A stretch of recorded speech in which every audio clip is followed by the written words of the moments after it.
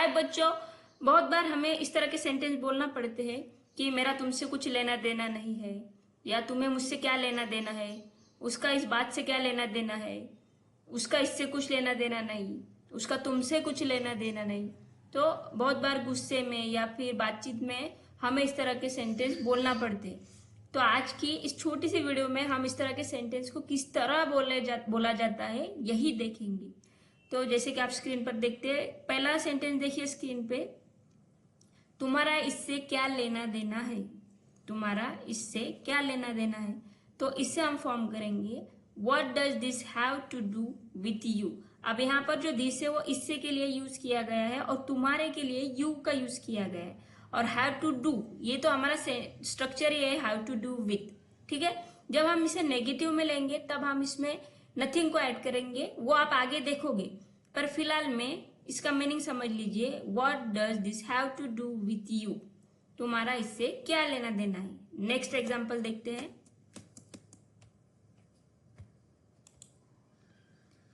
इससे तुम्हारा कोई लेना देना नहीं है। इससे तुम्हारा कोई लेना देना नहीं है। अब यहाँ पर नहीं है इस तरह का सेंस आया है। ठीक है, तो नहीं के लिए हमने नथिंग का यूज किया है।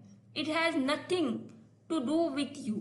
It has nothing to do with you. इससे के लिए इट और तुम्हारे के लिए यू और नहीं के लिए नथिंग। ठीक है, नेक्स्ट, मेरा तुमसे क्या लेना देना है।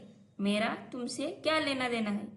What do I have to do with you? मेरे के लिए मी नहीं, I. What do I have to do with you? Okay? Next, नाम का धर्म से क्या लेना देना है। नाम का धर्म से क्या लेना देना है। What does the name have to do with religion?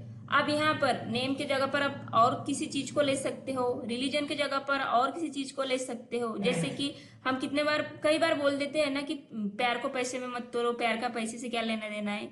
तो उस तरह से आप यहाँ पर अलग अलग नाम लीजिए और अलग अलग सेंटेंस फॉर्म कीजिए।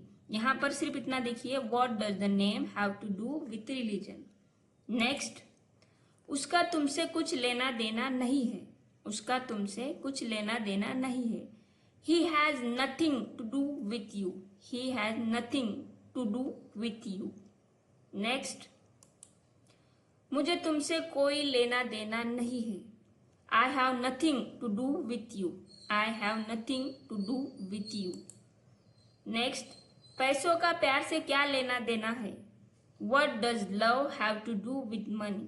What does love have to do with money? और अब है प्रैक्टिस की बारी। अब करेंगे थोड़ी सी प्रैक्टिस।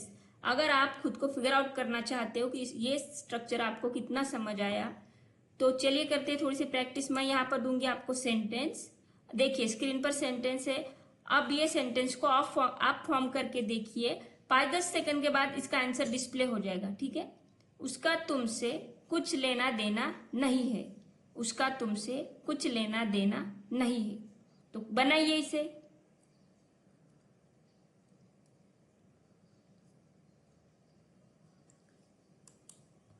हाँ, he has nothing to do with you. He has nothing to do with you. Next, इससे तुम्हारा कोई लेना देना नहीं है। बनाइए इसे।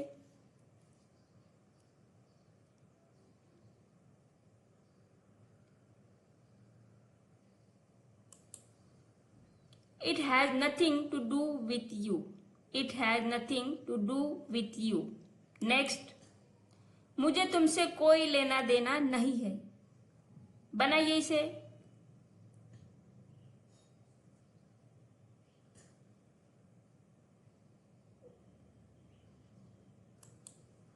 I have nothing to do with you.